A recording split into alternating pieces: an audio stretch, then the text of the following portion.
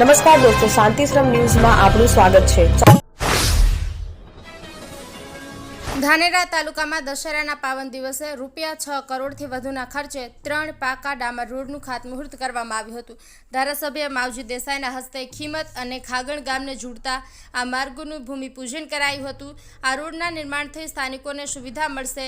માર્ગ અને મકાન પંચાયત વિભાગ હસ્તકના આ પ્રોજેક્ટમાં ખીમતથી વિરોલને જોડતો માર્ગ, ખાંગણથી 5 પીપળા નેશનલ હાઈવે સુધીનો માર્ગ અને ખીમત ગોળિયાથી પ્રાથમિક શાળાને જોડતો માર્ગ સામેલ છે। આ પ્રસંગે પૂર્વ ધારાસભ્ય મફતલાલ પુરોહિત, બનાસ બેંકના પૂર્વ ચેરમેન સવસી ચૌધરી, ભગવાનદાસ પટેલ, વસંત પુરોહિત, માર્ગ અને મકાન પંચાયત વિભાગના નાયબ કાર્યપાલક ઇજનેર હર્ષદ પટેલ સહિત સરપંચો અને અન્ય આગેવાનો ઉપસ્થિત રહ્યા હતા।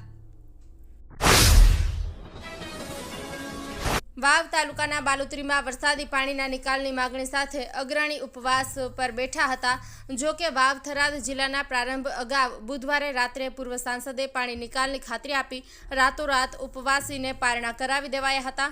વાવ તાલુકાના બાલુત્રી ગામે વરસાદી પાણી નિકાલના મુદ્દે બાલુત્રી ગામ લોકોના સાથ અને સહકારથી ગામના અને ભાજપ આગેવાન રૂપસીભાઈ પટેલ 25 સપ્ટેમ્બરથી ઉપવાસ પર બેઠા હતા।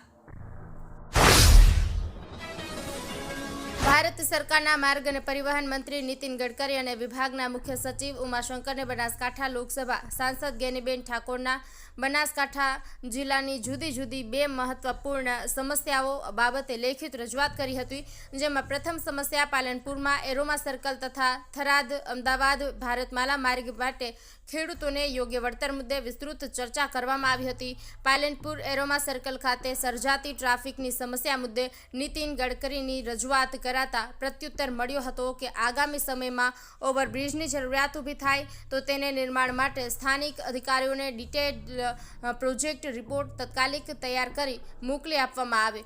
આવનારા 4 મહિનામાં પ્રગતિ રિપોર્ટની સમીક્ષા બાદ આગળની કાર્યવાહી શરૂ થશે। કાંકરેજ તાલુકામાંથી વિભાજન કરી રચાયેલા નવા ઓગળ તાલુકાનું તાલુકા મથક થરા ખાતે નક્કી કરાયું છે। ગુરુવારે થરા નગરપાલિકા ખાતે યોજાયેલા કાર્યક્રમમાં કાંકરેજના ધારાસભ્ય અમૃતજી ઠાકોર સાથે ઓગળથડી મહંત બળદેવનાથ બાપુ, અણદાભાઈ પટેલ, ભારતસિંહ ભટ્ટેસરિયા, પૃથ્વીરાજસિંહ વાઘેલા, મામલતદાર સહિત આગેવાનો અને અધિકારીઓની ઉપસ્થિતિમાં વિધાનસભાના અધ્યક્ષ શંકરભાઈ ચૌધરીએ વર્ચ્યુઅલ કાર્યક્રમ મારફતે નવીન મામલતદાર કચેરી તથા તાલુકા પંચાયત કચેરીનું લોકાર્પણ કર્યું હતું। નવીન તાલુકાનો દરજ્જો મળતા સ્થાનિક લોકોમાં આનંદની લાગણી પ્રસરી ગઈ હતી। દિયોદર પંથકમાં શિક્ષણનું અનેરું ધામ એટલે Shri Tapasvi college of nursing તેમજ શ્રી તપસ્વી આર્ટ્સ કોલેજ, જ્યાં છે સંપૂર્ણ AC, CCTV, WiFi, digitally updated campus, BSc nursing સહિતના અનેક કોર્સમાં આજે જ પ્રવેશ માટે સંપર્ક કરો। Tapasvi college of nursing, Deodar. પાલનપુરમાં વિજયાદશમી નિમિત્તે વિશ્વ હિન્દુ પરિષદ પ્રખંડ નગર દ્વારા ગુરુ નાનક ચોક ખાતે શસ્ત્ર પૂજન કાર્યક્રમનું આયોજન કરવામાં આવ્યું હતું। સવારે 9 થી 11 વાગ્યા દરમિયાન યોજાયેલા આ ધાર્મિક કાર્યક્રમમાં મોટી સંખ્યામાં સનાતની ભાઈ બહેનો ઉપસ્થિત રહ્યા હતા। રાજ્ય સરકાર દ્વારા 4 નવા તાલુકાની જાહેરાત કરાયા બાદ આજથી કચેરીઓનો ધમધમાટ શરૂ થઈ ગયો છે, જ્યાં ધરણીધર, ઓગળ, રાહ અને હડાદ 4 તાલુકાઓનો શુભારંભ કાર્યક્રમ રાહમાં યોજાયો હતો। ધરણીધર, ઓગળ, રાહ અને હડાદ તાલુકાઓ ક્યાંક માર્કેટ યાર્ડની દુકાનોમાં તો ક્યાંક પંચાયતની કચેરીમાં શરૂ થયા હતા। રાહ અને હડાદ તાલુકો ગ્રામ પંચાયત કચેરીમાં કાર્યરત થયો છે, જ્યારે ધરણીધર તાલુકો ઢીમા ગામમાં આવેલા ખાનગી માર્કેટ યાર્ડની જુદી જુદી દુકાનોમાં શરૂ થયો છે, જ્યારે થરા તાલુકો નગરપાલિકાની જૂની બિલ્ડિંગમાં શરૂ કરવામાં આવ્યો છે।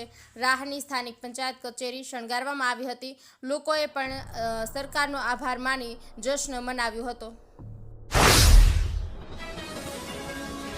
ઓટોમોબાઈલ સેક્ટરમાં જીએસટી સ્લેબમાં ઘટાડા પછી પ્રથમ તહેવાર દશેરાએ ગાડી ખરીદીના ગ્રોથમાં 40% ઉછાળો આવ્યો છે, જેમાં જિલ્લામાં એક જ દિવસમાં 200 જેટલી 4 વ્હીલ અને 1200થી વધુ બાઇકનું વેચાણ થયું છે।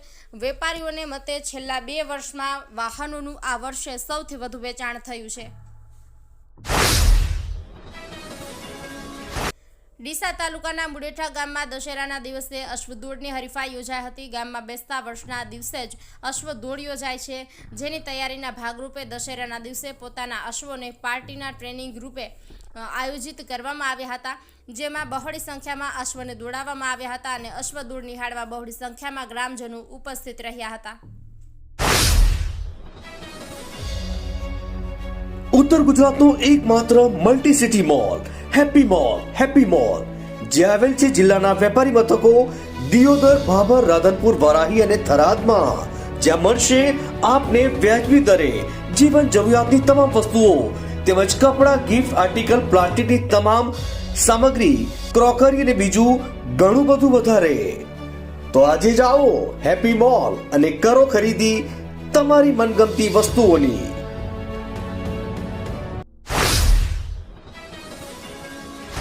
શ્રી આરાસુરી અંબાજી માતા દેવસ્થાન ટ્રસ્ટ અંબાજી દ્વારા આસો સુદ 9મી તારીખ 1/10/2025ના પાવન દિવસે અંબાજી ખાતે દાંતા રોડ દિવાળીબા ગુરુ ભવનની નવીન જગ્યાએ અંબિકા ભોજનાલયનો વિધિવત શુભારંભ કરવામાં આવ્યો હતો. આ પ્રસંગે અંબાજી મંદિર ટ્રસ્ટના વહીવટદાર તથા અધિક કલેક્ટર કૌશિક મોદી દ્વારા પૂજન અર્ચન સાથે ભોજનાલયનો આરંભ કરવામાં આવ્યો હતો. અંબાજી મંદિર ટ્રસ્ટ દાતાશ્રીઓના સહયોગથી દૈનિક આશરે 8 થી 10 હજાર યાત્રાળુઓને વિનામૂલ્ય ભોજનની સુવિધા પ્રદાન કરે છે. હાલનું અંબિકા ભોજનાલય બિલ્ડિંગ જૂનું થઈ ગયેલું હોવાથી તથા અંબાજી ગબ્બર કોરિડોર અંતર્ગત ડિમોલેશન થનાર હોવાથી યાત્રિકોની સુવિધા માટે નવી જગ્યાએ આ ડોમ પ્રકારનું આધુનિક ભોજનાલય ઊભું કરવામાં આવ્યું છે.